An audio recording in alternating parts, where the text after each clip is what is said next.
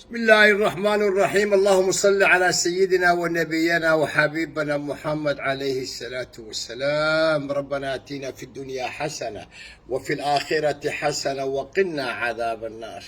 الحقيقة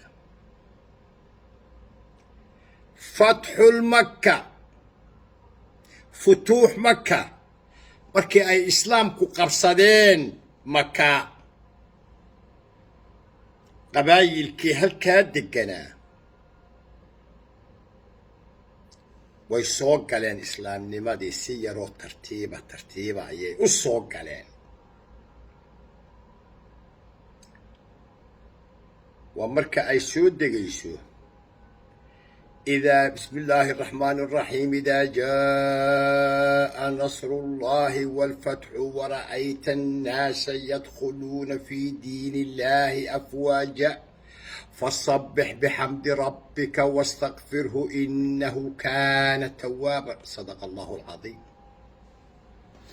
حاليته كلكي وعبد العزيز لفتقرين ليسكي برا وصوصاري aad iyo aad baa ummaddu u soo dhoweysay laguna farxay. wuxuuna ahaa bilxaqiiqati heshiiskii ay ku heshiiyeen madasha wada tashigu. hadda siciid cabdilaahi deni iyo axmed madoobe si yaroo tartiiba ayay u soo gelayaan inay fuliyaan heshiiskii ay galeen ee ahaa laba deegaan doorasho.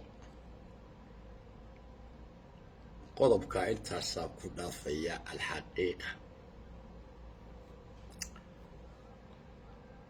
ra-iisul wasaare iyo wasiiraba waxaa loo baahan yahay dadka la magacaabayaa inay soo mareen machadka maamulka iyo maaraynta. waa in la eegaa inay yihiin niman soo shaqeeyey oo waayo arag ah oo garanaya waxa loo dhiibayo job description-kooda. waa inay ahaadaan dad xeerinaya dastuurka iyo shuruucda dalka.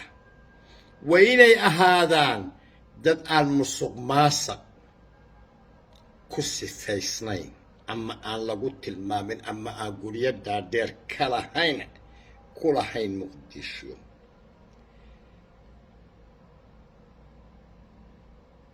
musuq maasuqu waa wax xun. waxay qabriga ka soo baxayaan iyagoo calooshoodu ay buuraha ka weyn tahay. markaasaa mu'miniintii waxay odhanayaan kuwan caloosha waaweyni waa maxay? wa kaanuu yaakuluuna amwaala alyataama fi dunya fi dunyaa. xoolaha agoonta iyo masaakiintii ku cuni jireen adduunyada iyagoo xil u magacaaban. ilaahow kuwa hanaga yeelin oo hanaga dhigin. rabbigayow adaa qaadira, risiqiyagana adigaa qoray. alxaqiiqa qodobkaana intaasaan ku dhaafaya. doorashadii waa loo dareeray, waa gebagebo. rooble waxaanu loo diray doorasho iyo amnigeedii. looma dirin beledweyne, looma dirin odawaa, looma dirin xoogga dalka, looma dirin.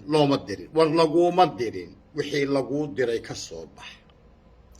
cid kale waxba ha tarin, naftaada un wax tar oo u reeb magac fiican iyo taariikh fiican. qodobkaana intaasaan ku dhaafaya.